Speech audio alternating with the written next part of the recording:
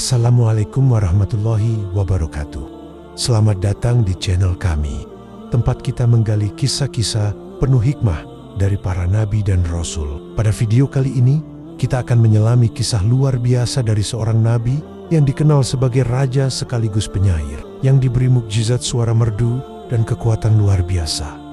Inilah kisah Nabi Daud alaihissalam, sebuah perjalanan spiritual tentang keberanian, keimanan, dan kebijaksanaan yang akan menginspirasi hati kita semua. Jangan lupa untuk like, subscribe, dan aktifkan lonceng notifikasi agar kamu tidak ketinggalan kisah-kisah penuh hikmah lainnya. Siapkan hati dan pikiranmu. Mari kita mulai.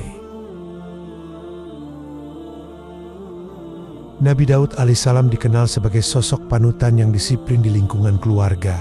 Nabi Daud alaihissalam membagi waktunya dalam 4 bagian, yaitu untuk mengkaji ilmu bersama Bani Israel, untuk beribadah di mihrab, untuk pengadilan, dan untuk berkumpul kepada keluarga. Nabi Daud alaihissalam berasal dari garis keturunan Nabi juga, yaitu Nabi Ibrahim alaihissalam. Nabi Daud alaihissalam merupakan keturunan ke-12 dari Nabi Ibrahim alaihissalam.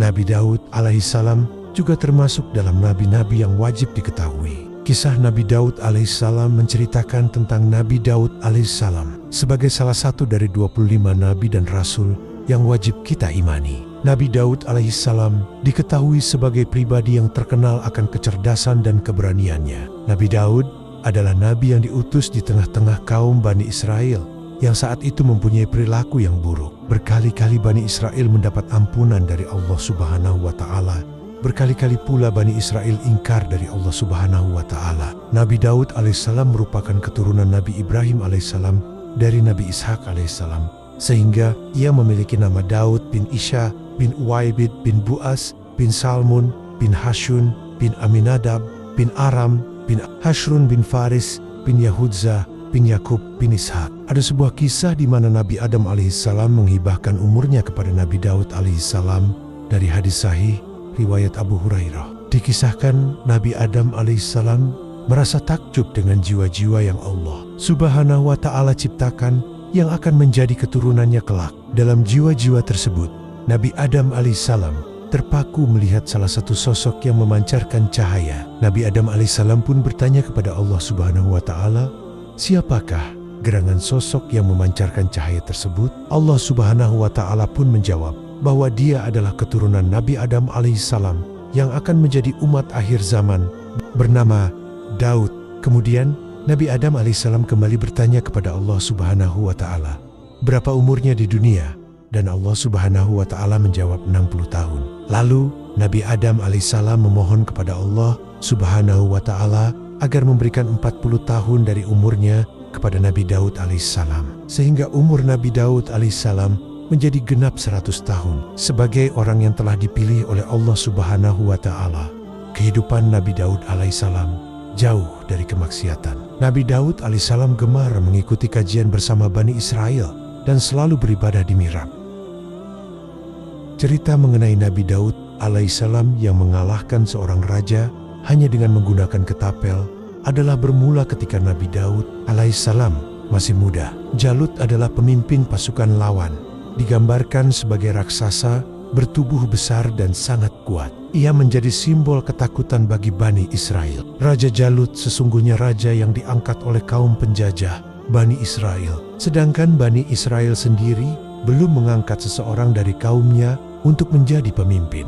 Hingga akhirnya Allah Subhanahu wa Ta'ala memberi sebuah petunjuk seseorang akan menjadi raja atau pemimpin Bani Israel. Dialah Talut, seorang pemuda yang tampan, gagah perkasa, saleh, dan cerdas. Setelah diangkat menjadi pemimpin kaum Bani Israel, Raja Talut pun segera mengumpulkan Bani Israel untuk melawan Raja Jalut. Pada waktu itu pihak musuh sedang merencanakan penyerangan ke Bani Israel. Raja Talut kemudian menyuruh orang kepercayaannya, yaitu Samyun, untuk mencari tentara sukarelawan untuk melawan musuh. Samyun segera mengabarkan kepada semua rakyat. Terdengarlah kabar bahwa Raja Talut sedang mencari bala tentara untuk melawan musuh ke telinga Nabi Daud alaihissalam. Tapi sayangnya Nabi Daud alaihissalam masih terlalu muda untuk ikut berperang, sehingga hanya 3 kakaknya yang bisa ikut. Nabi Daud alaihissalam belum diperbolehkan untuk ikut berperang karena tergolong masih kecil dan remaja. Akhirnya dia hanya disuruh menggembala kambing dan bertugas mengantarkan susu kepada kakak-kakaknya di medan peperangan. Ketika Nabi Daud alaihissalam mengantarkan susu kepada kakak-kakaknya, Samyun melihatnya. Samyun yang bertugas mencari tentara pilihan untuk melawan Raja Jalut merasa Nabi Daud alaihissalam adalah orangnya. Jadilah Samyun mengabarkan langsung kepada Raja Talut. Raja Talut menyetujui usul Samyun mengangkat Nabi Daud alaihissalam jadi salah satu tentara. Nabi Daud alaihissalam pun sangat antusias. Nabi Daud alaihissalam menerima tawaran itu dan mempersiapkan segalanya. Raja Talut pun segera mengumpulkan Bani Israel untuk melawan Raja Jalut. Terkumpullah 300 prajurit alim yang mematuhi Raja Talut, di mana salah satu prajuritnya adalah Nabi Daud alaihissalam. Peperangan pun terjadi. Sayangnya, peperangan tersebut tidak seimbang. Alat peperangan Raja Jalut terlihat sangat meyakinkan karena peralatannya lengkap, sedangkan tentara Raja Talut hanya seadanya. Hal ini bisa terlihat dari Nabi Daud alaihissalam hanya bersenjatakan ketapel. Raja Talut hampir kalah dari Raja Jalut. Nabi Daud alaihissalam pun segera membantu Raja Talut. Nabi Daud alaihissalam membuktikan dengan izin Allah subhanahu wa ta'ala mampu merubuhkan Raja Jalut yang ditakuti itu. Ketika itu Raja Jalut sedang melawan Raja Talut yang secara kemampuan bertarung jauh dari level dirinya. Akhirnya pertarungan terjadi tidak secara seimbang karena Raja Talut hampir saja kalah. Raja Talut sadar kemampuan bertarungnya di bawah Raja Jalut, akhirnya makin terdesak. Nabi Daud alaihissalam melihat itu, akhirnya ikut membantu sang Raja Talut agar tidak kalah di tangan Raja Jalut. Tanpa rasa takut, Nabi Daud alaihissalam pun melawan Raja Jalut yang bertubuh besar. Bahkan, Nabi Daud alaihissalam yang bertubuh kecil hanya menggunakan katapel dalam pertarungan tersebut. Banyak orang yang meremehkannya karena tidak mungkin sanggup menaklukkan Raja Jalut yang ditakuti itu. Atas dengan izin Allah subhanahu wa ta'ala, Nabi Daud alaihissalam pun memenangkan pertarungan. Lontaran batu dari katapel Nabi Daud alaihissalam mengenai kepala Raja Jalut, dan setelahnya Raja zalim tersebut pun tumbang. Melihat rajanya tidak berdaya lagi, prajurit Raja Jalut pun lari pontang-panting. Sedangkan Raja Talut terkesima dengan keberanian Nabi Daud alaihissalam. Kedudukan Nabi Daud alaihissalam juga berubah. Yang sebelumnya adalah seorang prajurit biasa, kini Nabi Daud alaihissalam menjadi seorang panglima. Selama menjadi panglima tempur Bani Israel, ia melaksanakan tugasnya dengan baik. Sampai suatu ketika ada sisa-sisa perlawanan musuh yang ingin menyerang Bani Israel. Ia mampu memukul mundur musuh. Namun sayangnya sang Raja Talut gugur di medan peperangan. Sebelum wafat, Raja Talut melantik Nabi Daud alaihissalam sebagai seorang raja pengganti dirinya. Sebelumnya, terdapat percikan perpecahan di mana sebagian besar memilih anak laki-laki Raja Talut sebagai penerus sang ayah.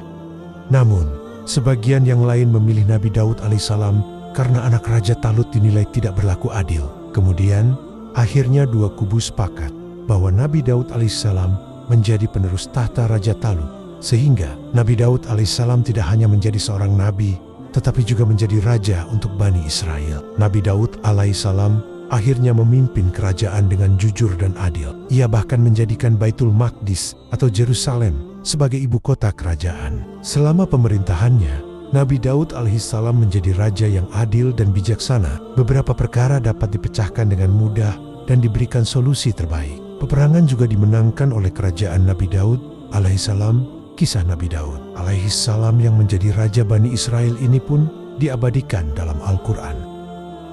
Wahai Daud, sesungguhnya engkau kami jadikan khalifah penguasa di bumi. Maka berilah keputusan perkara di antara manusia dengan adil, dan janganlah engkau mengikuti hawa nafsu, karena akan menyesatkan engkau dari jalan Allah. Sungguh, orang-orang yang sesat dari jalan Allah akan mendapat azab yang berat, karena mereka melupakan hari perhitungan. Nabi Daud alaihissalam mendapat risalah kenabian dari Allah subhanahu wa ta'ala saat usianya 40 tahun. Nabi Daud alaihissalam menerima kitab suci Zabur untuk Bani Israel. Kitab Zabur merupakan salah satu bentuk iman umat Islam terhadap kitab-kitab yang diturunkan Allah subhanahu wa ta'ala kepada para rasul. Akhlak Bani Israel yang kala itu porak-poranda membutuhkan pedoman hidup agar menjalankan kehidupan yang berbudi luhur dan tiada menyekutukan Allah subhanahu wa ta'ala secara urutan. Kitab Zabur diturunkan setelah kitab Taurat yang diturunkan kepada Nabi Musa alaihissalam. Kitab yang diturunkan kepada Nabi Daud alaihissalam menggunakan bahasa Kipti. Turunnya kitab Zabur untuk Bani Israel disinggung dalam firman Allah Subhanahu wa Ta'ala pada surah Al-Isra ayat 55 dan surah An-Nisa ayat ke-163. Dan Tuhanmu lebih mengetahui siapa yang di langit dan di bumi, dan sungguh kami telah memberikan kelebihan kepada sebagian nabi-nabi atas sebagian yang lain, dan kami berikan Zabur kepada Daud. Sesungguhnya kami mewahyukan kepadamu Muhammad sebagaimana kami telah mewahyukan kepada Nuh dan nabi-nabi setelahnya, dan kami telah mewahyukan pula kepada Ibrahim, Ismail, Ishak, Yakub dan anak cucunya, Isa, Ayub, Yunus, Harun dan Sulaiman, dan kami telah memberikan kitab Zabur kepada Daud. Kitab Zabur oleh sebagian ulama disebut dengan istilah kitab Zamir. Zamir berasal dari kata Ibrani yang artinya sama dengan Zabur yang bermakna lagu atau musik. Isi daripada kitab Zabur ada 150 nyanyian atau mazmur yang didendangkan oleh Nabi Daud alaihissalam. Suara yang dimiliki oleh Nabi Daud alaihissalam pun sangat bagus dan piawai mengatur nada. Kitab Zabur secara isi rupanya sangat berkaitan dengan kehidupan Nabi Daud alaihissalam. Kitab Zabur berbicara tentang pengakuan dosa, kisah kejatuhannya, pengampunan dosa, sukacita terhadap kemenangan, menghadapi musuh Allah, kemuliaan Allah seperti dinyatakan alam, hukuman Allah, hingga kemuliaan Mesias yang akan datang, yakni kehadiran Nabi Muhammad. Kecerdasan yang diberikan oleh Allah Subhanahu wa Ta'ala mampu membuat Nabi Daud alaihissalam memahami kitab Zabur dengan baik. Saking cerdasnya Nabi Daud alaihissalam merampungkan bacaan dalam Zabur di atas kuda pelananya. Kecerdasan Nabi Daud alaihissalam diceritakan oleh Nabi Muhammad sallallahu alaihi wasallam. Pembacaan Zabur dimudahkan bagi Daud. Dia sering mengarahkan agar binatang tunggangannya diletakkan pelana dan mampu menghabiskan bacaan Zabur sebelum pelana siap diletakkan, dan dia tidak akan makan selain hasil dari kerjanya sendiri. Barakallah, hadis riwayat Bukhari. Nabi Daud alaihissalam juga memiliki mukjizat, yakni dapat berbicara dengan hewan, bersuara amat merdu, dapat menundukkan gunung untuk bertasbih bersama dirinya di waktu pagi dan sore hari, dan dapat melunakkan besi tanpa memakai alat pemanas. Tutur kata beliau juga mampu melembutkan hati yang keras bagai batuan. Nabi Daud alaihissalam melembutkan hati yang keras dengan ayat yang ia tuturkan dari perkataannya. Inilah yang menjadikan alasan dakwah Nabi Daud alaihissalam diterima oleh kaumnya. Beliau mampu meyakinkan seluruh rakyat agar mengindahkan perintah Allah Subhanahu wa Ta'ala. Tidak mengherankan Allah Subhanahu wa Ta'ala mengutus Nabi Daud alaihissalam untuk meluruskan kembali jalan mereka sepeninggal Nabi Musa dan Nabi Harun alaihissalam. Nabi Daud alaihissalam juga menjadi nabi pertama yang bertanya kepada Allah tentang arah kiblat. Kala itu, Nabi Daud alaihissalam membangun Baitul Maqdis dan Al-Aqsa sebagai arah kiblat untuk sholat. Setelahnya, arah kiblat berganti ke Masjidil Haram di Mekah pada masa Nabi Muhammad SAW. Dari kisah Nabi Daud alaihissalam, kita belajar bahwa keberanian sejati bukan berasal dari kekuatan fisik, tapi dari keimanan dan keyakinan kepada Allah. Meskipun hanya berbekal ketapel, Nabi Daud mampu mengalahkan raksasa karena hatinya penuh tawakal. Mari kita tanamkan dalam diri kita, jangan takut menghadapi rintangan selama kita berada di jalan yang benar dan bergantung pada Allah. Sampai jumpa di kisah berikutnya. Wassalamualaikum warahmatullahi wabarakatuh.